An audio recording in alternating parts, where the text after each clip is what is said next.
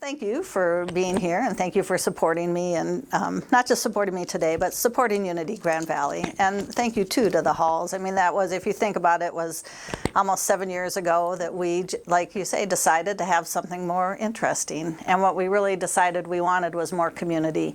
We wanted to create something where people could come together.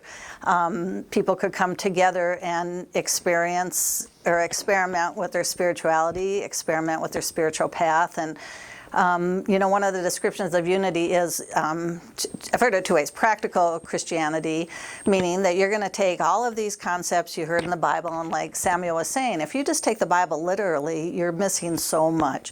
And so practical Christianity is taking all those lessons that may seem archaic or not applying or whatever, and taking those lessons, and it's like, how can I apply them to my life? How can I start expressing more of God in the world? How can I start being not a better person, but a more divine person, something. And even I was kind of surprised, I've heard that Jason Mraz song before, but that one verse where he says, everyone is God. And it's like, wow, that a lot of people wouldn't go along with that, but I mean, that is such true. Our beliefs are so in line with that, and especially my beliefs are like that too.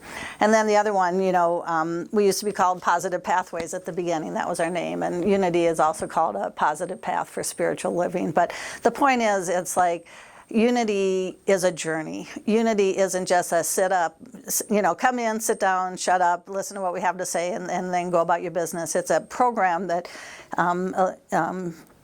wants to initiate growth in people, spiritual growth, and becoming more of the divine and expressing more of the divine in everything. So the way I got here, I picked that slide because it wasn't a straight path or anything. And coincidentally, my journey started the day I went into AA, and that was how I got started with the New Thought journey, the Unity journey, and everything. And when I got to AA, they handed me a big book and a daily word and said, quit drinking. And it's like, really? That's it? That sounds so simple. But it was simple. It's always simple, but it's the part about doing the work that makes it challenging and rewarding. The more work you do and the harder things are, the better results you get. So even I'm trying to think of that thing, whatever doesn't kill you, make you stronger. I mean, that's such a cliche saying, but the harder things are, the more you get out of it, the better you come out the other side and everything. So my Unity journey started with a New Thought teacher called Emmett Fox. And that's who, like I said, I was given these tools when I got to AA, and that was before I ever knew about Unity and everything. And so I actually started my New Thought journey with New Thought teachers, and Emmett Fox was actually how he became kind of entwined with AA, and even AA, when I went there, nobody really talks about it that much because they probably don't want to, scare you away, whatever. But it is strictly a spiritual program. It is very intertwined with spirituality and everything. And so we all, the people that I went to the group with, and my sponsors and my friends, we all read Emmett Fox, and we all, talked about new thought and things like that. And so, but Emmett Fox was, there was a guy named Al who knew the founder of AA, and his mother was a secretary to Emmett Fox. And so Emmett Fox and New Thought have been brought into Unity since the 30s, from the very beginning. AA started in about 1935. But anyway, so at my year anniversary, I was given a set of Emmett Fox. I get some whistling, I think. But anyways, I get a set of Emmett Fox books, which one of the things about preparing for this talk is that it's like, wow, I went and found all those books again, and they probably have some jewels in there that I could learn from again. So I was kind of going to compare what Emmett Fox talked about compared to what Unity talked about, and those are our 5 principles on the left, and we probably all know those, or if we don't, we have cards and ways to do them. But this is what I first learned when I came to Unity, because my journey was a journey of learning, a journey of getting principles that I didn't understand, and taking things into my life and having new concepts presented to me and everything. So Emmett Fox wrote the Sermon on the Mount, and in that, he did talk about God is the only power. And that's what, I came to believe too, that there is just one power, and that is God. I don't believe in the devil, and these are my personal beliefs, but I don't believe in the devil. I don't believe in hell. I believe there is one power in the universe. There is just that power.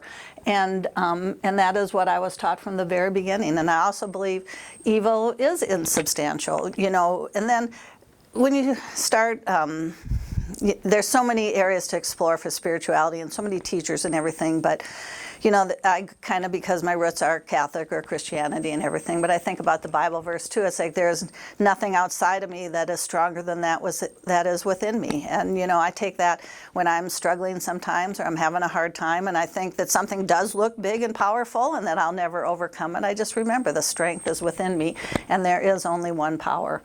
And that's been an important lesson in my life, the one presence and one power. And God the good, that God is good, and that it is, there is only love. That's one of the common themes in unity. There is only love. That's a common theme in the Course in Miracles.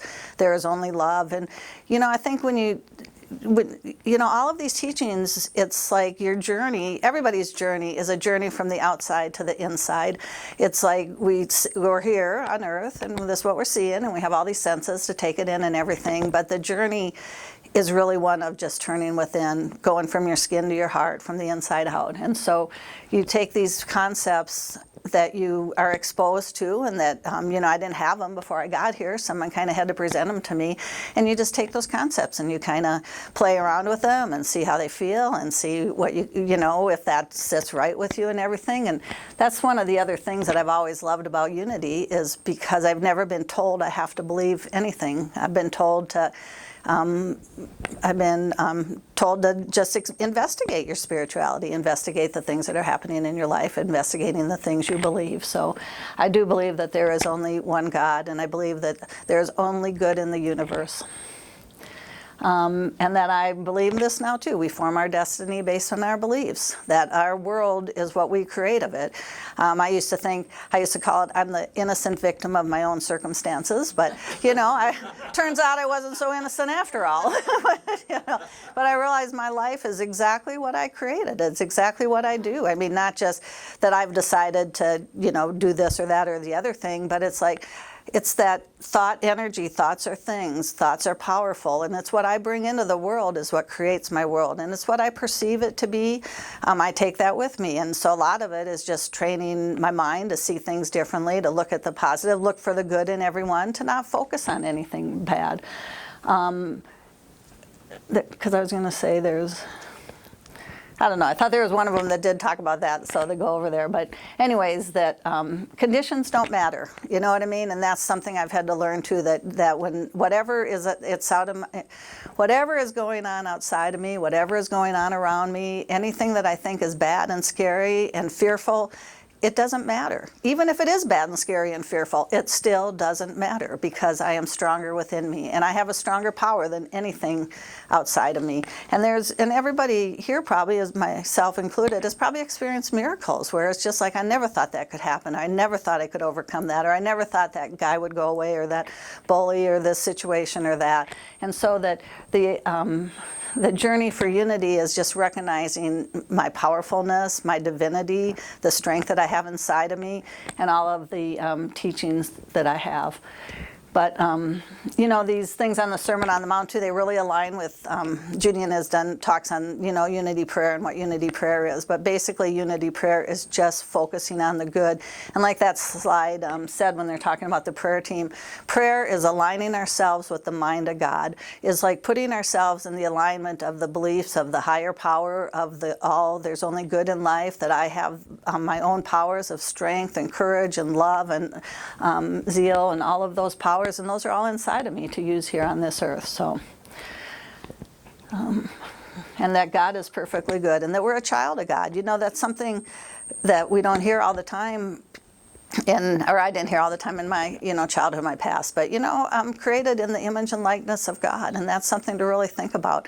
And one time I was thinking, too, it's like the same power that created the whole universe is behind me. That's the power that I have, that kind of power that can create the universe. And it's like, is, as you stay on the path and you journey longer and longer, the beliefs you have, or my beliefs, have become deeper and stronger, and I believe them more. But at the beginning, I didn't really think any of this worked, or I didn't think it was anything to say. So anyways, that was the God I believed in when I came in here, the God in the sky, and just the old man up there. But as I started going along the path and everything like that, I kind of had this time where I kind of lost my God. It's like I don't have a God anymore, because if it's not that guy, what is it? And and so it's kind of, and so when I do talk, I still still say God, because it's just an easy way to represent a group of thoughts. But when I say God, I really am talking about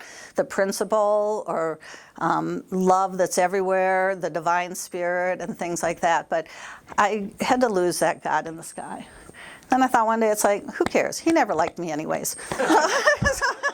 But anyways, so, But then after that, it was kind of like, I call it the road to wellness. It's like to discard all of those things from the past and start just taking things in. And, I think it's true. You can't just read a book to get better. You can't just say a bunch of affirmations to get better. But those things are going to help you get better. You're going to be presented with ideas that you never knew before, or concepts that you weren't aware of, and even the affirmations help, because it just puts you to think about something different.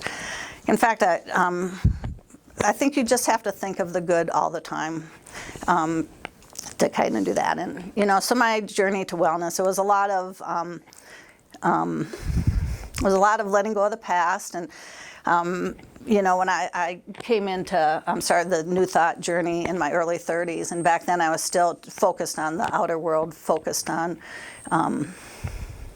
Just look at it. I'm supposed to stop talking right now. It's 11:20. It's like, so anyways, I'm gonna. Yeah, I know it, but now it's like, this is gonna be very short thing. So after that, I have to think about where I want to go.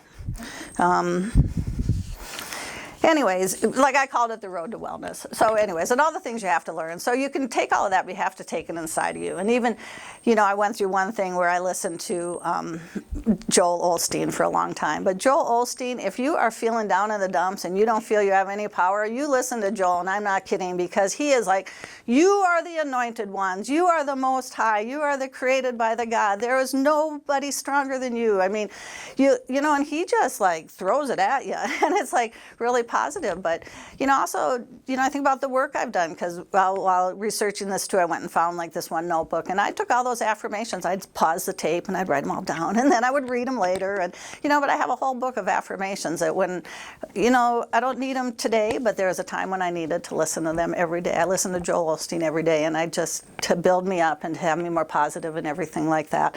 So it's been that's been a struggle too, and this is, when I lived in Dallas, I worked for this company. There was a guy named David, and he was part owner of the company, but he was minor owner, so you could really kind of confide in him and everything. And, I must have been complaining to him about, that terrible boss we have, and how it's so awful, and how they hurt my feelings, or I'm not being appreciated, or whatever. And how, it was like a struggle when you're going through that kind of stuff and focusing on the outside world. It's a struggle. But he said something. He said, if God could have used a smaller chisel on me, he would have. And I think about all of the ego that has had to been chiseled away from me to reveal the divinity within and stuff like that.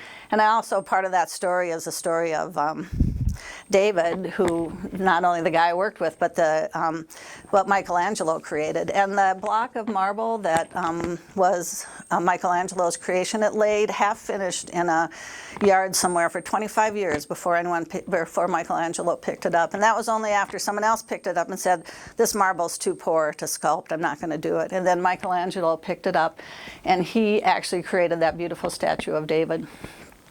And it's not really kind of doing that, but anyways, it just shows you that you can take anything and make something beautiful out of it.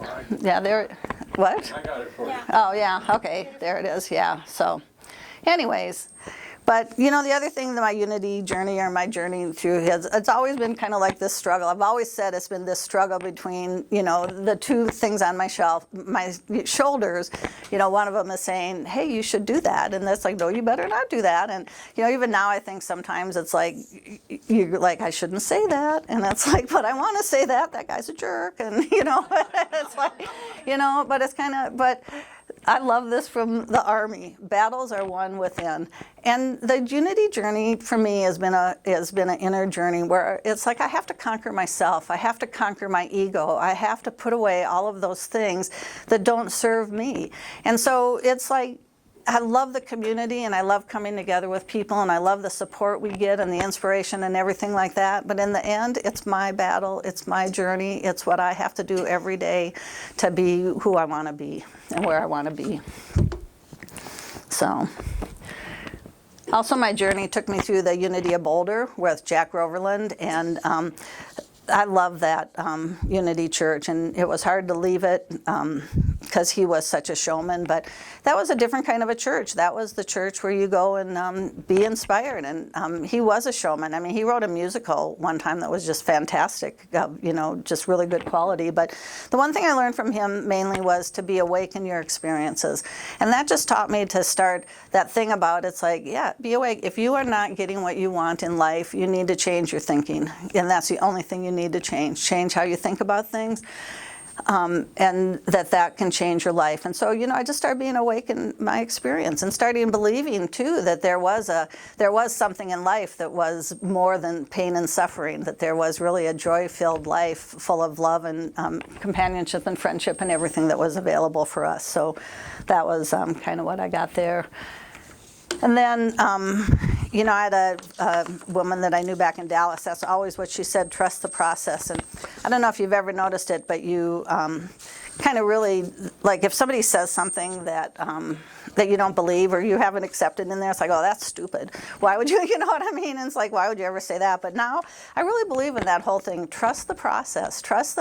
I have a lot of faith. And whenever we talk about the powers, that's always my power, faith. I have the ability to just hang in there and know that it's going to be better and to see good things where you can't see any good things, to believe something's going to happen where you could never see the path or you could never see the way there in anything. And so, you know, I just trust the process. And even all of the things that I believed at one time have developed into deeper and deeper thing. And now I saw this. It's all rigged in your favor. And I truly believe that. You know, this is a quote from Eric Butterworth. The whole universe is on your side. Life is forever based on the side of healing, on the side of overcoming, on the side of success. When you get yourself centered in the universal flow, you become synchronized with this divine bias for good. And I believe that too, just like believing there's only one power, God. God is all good. And so the natural order of the universe is to flow in the way of goodness, is to have good things in your life, to have prosperity, to have peace, companionship, love, happiness. That is the natural state of our lives. And if we're not in that state, then that's where the thinking comes in. That's where we have to adjust our thoughts or adopt something else or, you know, change our thoughts or, and besides changing your thoughts, you have to change what you say and what you do. There's kind of the other harder things to do too, but the kind of good news is that we're in charge of our lives. I'll go into that some other day because that's pretty, whatever, I could do a whole talk on that slide. It's one of those metaphysical principles about divine order and divine expression. But anyways, you know, then I got to the point, you know, people start, the oneness movement come about and everything. And, you know, even though a lot of these sayings are so old, like, you know, you are not a drop in the ocean, you are the ocean in a drop, or, you know, you're a wave in the ocean and stuff. And that was part of my metaphysical training with Unity. That's when so all those SEE classes that I took, even though they're kind of technical and everything, they really presented to me a lot of concepts about unity and metaphysics, all metaphysical things. And the wave in the ocean was really, that is such a good concept about that God is everywhere. I am God. I'm like part of the whole, part of the collective, or whatever you say, that there's just only one thing, one spirit, one energy, and we're just little pieces of that. We're all part of it and everything like that. So the wave in the ocean thing, I really like that concept and stuff.